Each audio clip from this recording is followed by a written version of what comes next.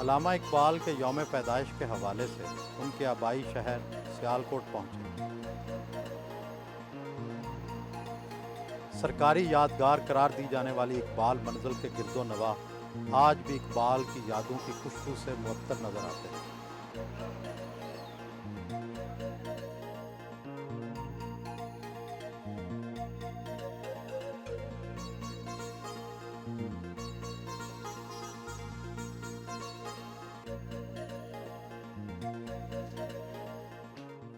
یہ وہ تاریخی کمرہ ہے جس میں حضرت علامہ اقبال پیدا ہوئے۔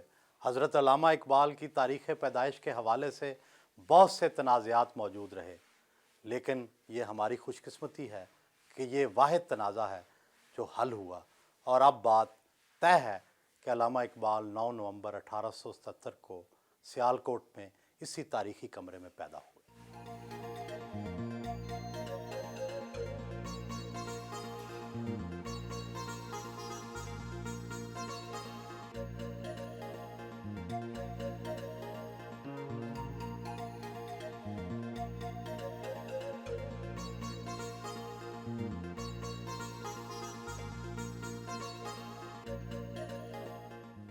یہ وہ جھولا ہے جس میں علامہ اقبال اپنے بچپن میں کھیلا اور سویا کرتے تھے، اور یہی وہ گھر ہے جہاں ان کی والدہ امام بی بی نے انہیں پہلے سبق دیے ہوں گے، اور پھر انہوں نے بر صغیر کے مسلمانوں کے لیے اسی جھولے سے سہانے خواب دیکھنے کا آغاز کیا ہوگا۔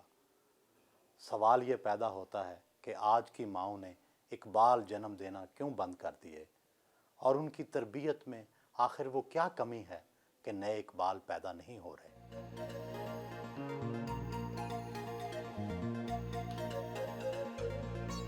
اقبال منزل میں مطالعہ کے اس کمرے میں شاید 4 سال 4 ماہ کے اقبال نے پہلی بار الف پر انگلی رکھی ہوگی، اور پھر کتاب کے اوراق سے محبت ان کی زندگی بھر کا خاصہ رہی۔ علامہ اقبال کے سوانح نگار ان کی ایک ہم جماعت کا یہ قول نقل کرتے ہیں: اقبال بڑا شریر تھا، طرح طرح کی شرارتیں کرتا، خود ہنستا، ہمیں ہنساتا، پڑھنے لکھنے میں بلا کا تیز، معلوم ہوتا تھا اسے پہلے ہی سے سب کچھ یاد ہے۔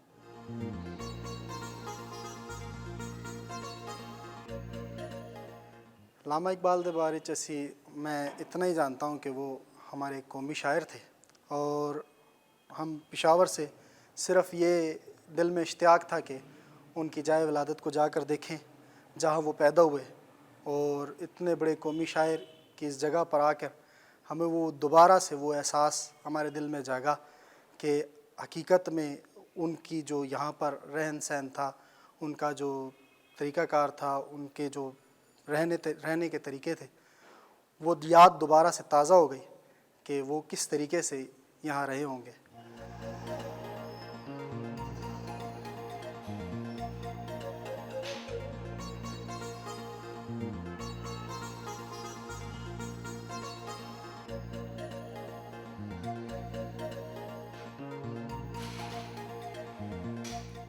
سیالکوٹ کے اسی گھر میں مسلمانوں کی حالت زار کے حوالے سے انہوں نے سوچنا شروع کیا، اور پھر ایک واضح راہ عمل تک پہنچ گئے۔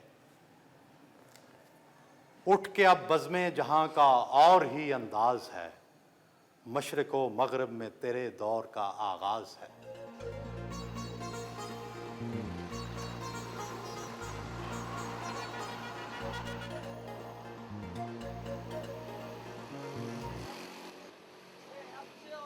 گھر کے قریب ہی واقع قبرستان پہنچے۔ یہاں پر علامہ اقبال کے والد اور والدہ دفن ہیں۔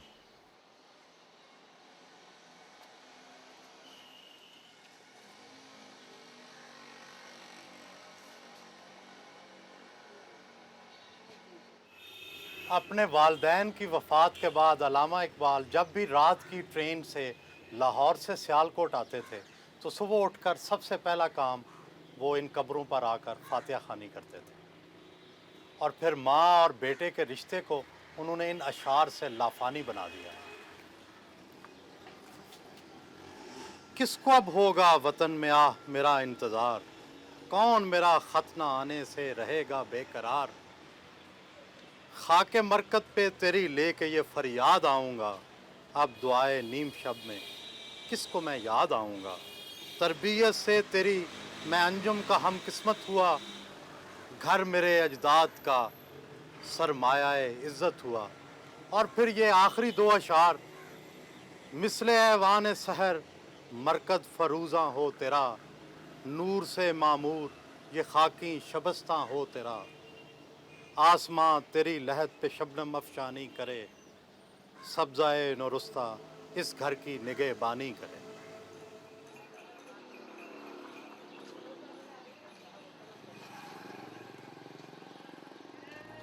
स्कॉच मिशन स्कूल पहुँचे। अब इस स्कूल का नाम बदलकर गवर्नमेंट क्रिश्चियन हाई स्कूल रख दिया गया है। स्कॉच मिशन स्कूल की पहली जमात में इकबाल अव्वल आए।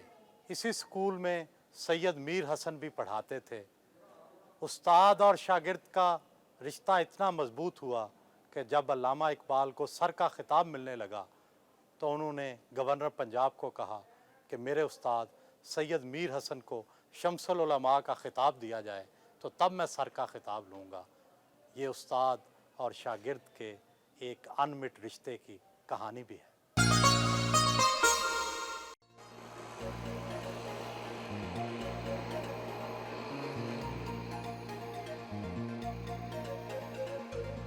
अल्लामा इकबाल रोड लाहौर पर वाक़ जावेद मंजिल पहुँचे।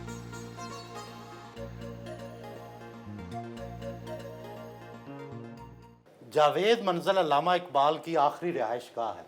अपने बेटे जावेद इकबाल के नाम से तामीर किए गए इस घर के हवाले से दिलचस्प बात यह है कि अल्लामा इकबाल हर माह 50 रुपये किराया जावेद इकबाल के नाम जमा कराते रहे।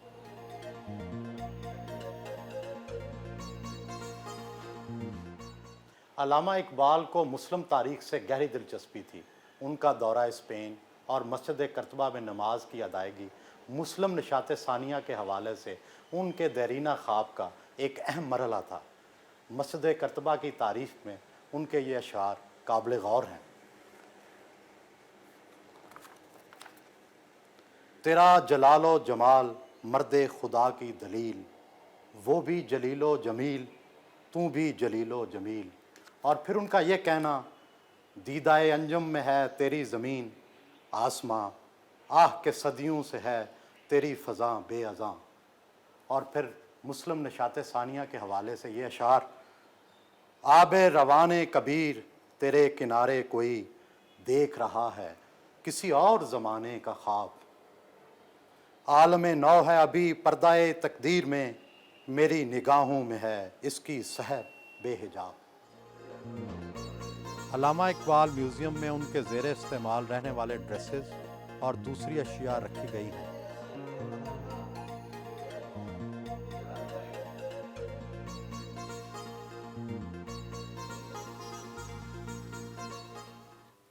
ये अल्लामा इकबाल के वो चंद कपड़े हैं जो इकबाल म्यूज़ियम में महफूज किए गए हैं। अल्लामा इकबाल के सवाने निगार ये लिखते हैं कि वो लिबास पहनने के मामले में बहुत लापरवाह थे। कोर्ट जाना हो या किसी फंक्शन में जाना हो तभी वो सूट पहना करते थे, वगरना वो घर में तहमद और बुनियान ही पहना करते थे। शायद उनके जहन में ये बात होगी, मेरा तरीक़ अमीरी नहीं फ़कीरी है, खुद ही ना बेच गरीबी में नाम पैदा कर।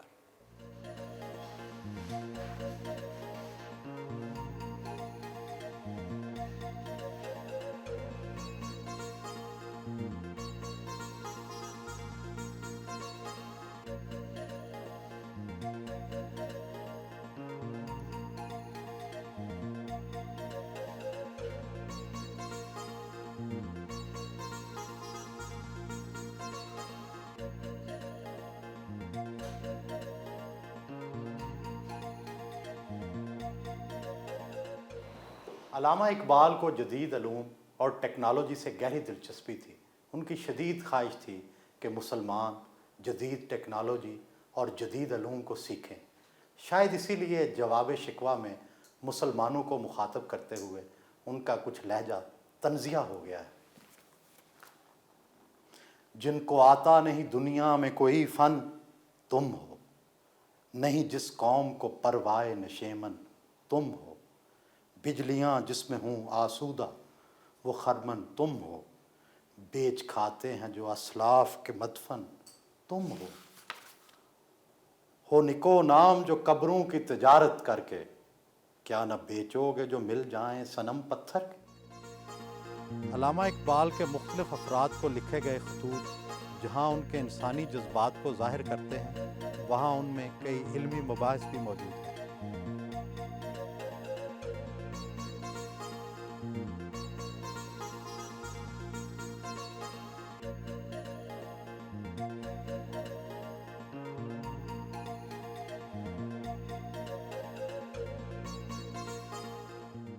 یہ علامہ اقبال کی خوابگاہ اور ان کا بستر ہے۔ علامہ اقبال کے سوانح نگار یہ لکھتے ہیں کہ اپنی علالت کے آخری سالوں میں وہ ذکر رسول صلی اللہ علیہ وسلم آنے پر آپ دیدہ ہو جایا کرتے تھے۔ قوت عشق سے ہر پست کو بالا کر دے، دہر میں اس میں محمد سے اجالا کر دے۔ اور پھر ان کا یہ شعر کہ محمد سے وفا تو نے تو ہم تیرے ہیں، یہ جہاں چیز ہے کیا لوح و قلم تیرے۔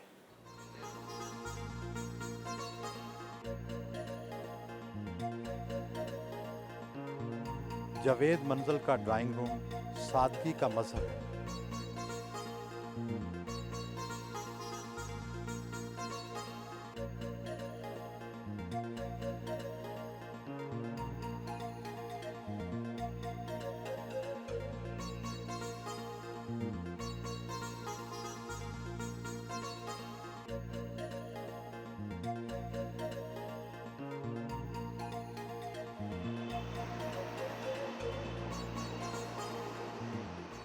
اقبال کی شاعری کو مصیبت یہ ہے کہ ان کی شاعری کی تعبیر مختلف قسم کے لوگوں کے ہاتھوں میں ہے۔ کوئی تو ان کو ان کی تعبیر کر کے ان کے اشعار کی یہ ثابت کرنے کی کوشش کرتے ہیں کہ وہ ایک بڑے کنزرویٹو یا بیکورڈ لوکنگ رومانٹک تھے۔ بعض یہ ثابت کرنے کی کوشش کرتے ہیں کہ وہ سوشلسٹ تھے، اور بعض اپنے طرف سے یہ کوشش کرتے ہیں کہ وہ ایک لبرل تھے، لبرل اسلامک تھنکر تھے، جو اجتہاد پر زور دے رہے تھے اور جن کا خیال تھا کہ اسلامی فقہ جو ہے وہ ایوالو ہو سکتی ہے، وہ ایک گدلے پانی کی جھیل نہیں بن گئی ہوئی۔ اصل نچوڑ تو یہی ہے کہ وہ ایک جدید فلاحی اور ایسی اسلامی ریاست کا تصور ان کے ذہن میں تھا جو کہ ابھی تک پاکستان بن نہیں سکا، اور اس میں جو عنصر جو ان کی نگاہ میں بڑے اہم تھے وہ یہی تھے کہ مسلمانوں کے روٹی کا مسئلہ کیسے حل کیا جائے۔ روٹی کا مسئلہ حل ہوتا ہے کہ ہم ایسی قسم کا نظام حکومت قائم کریں جو کہ ایک درمیانے طبقے کی فلاحی ریاست کو وجود میں لا سکے۔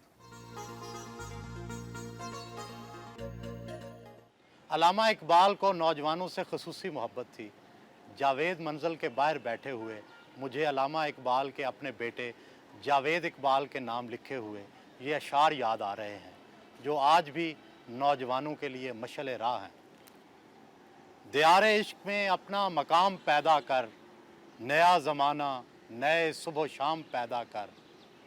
خدا اگر دل فطرت شناس دے تجھ کو، سکوت لالا و گل سے کلام پیدا کر۔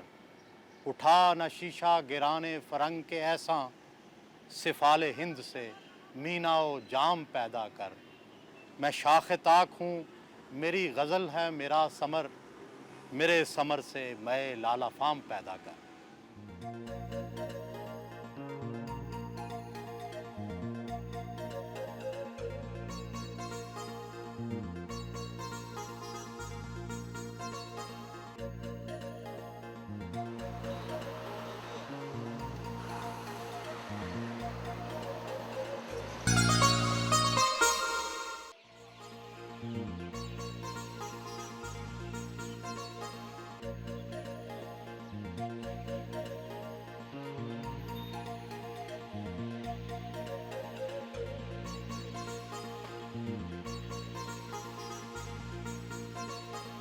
شام کے وقت علامہ اقبال کے مزار پر حاضری دی اور فاتحہ پڑھی۔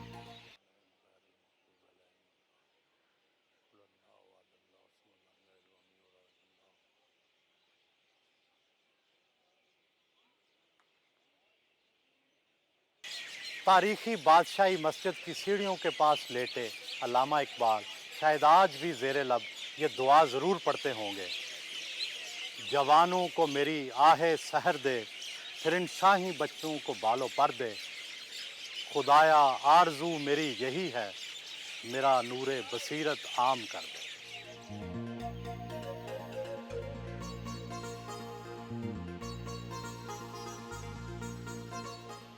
علامہ اقبال کو مساجد اور مساجد کے فن تعمیر سے گہری دلچسپی تھی۔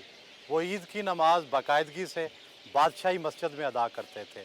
طرابلس کے شہیدوں کی یاد میں کی پوری نظم بھی انہوں نے بادشاہی مسجد میں پڑھی۔ وہ اتحاد امت کے زبردست مؤید تھے۔ وہ زندہ ہوتے تو مسلمانوں سے یہ سوال ضرور کرتے، منفیت ایک ہے اس قوم کی، نقصان بھی ایک ہی سب کا نبی، دین بھی ایمان بھی ایک، حرم پاک بھی اللہ بھی قرآن بھی ایک، کچھ بڑی بات تھی ہوتے جو مسلمان بھی ایک، فرقہ بندی ہے کہیں اور کہیں ذاتیں ہیں، کیا زمانے میں پنپنے کی یہی باتیں ہیں؟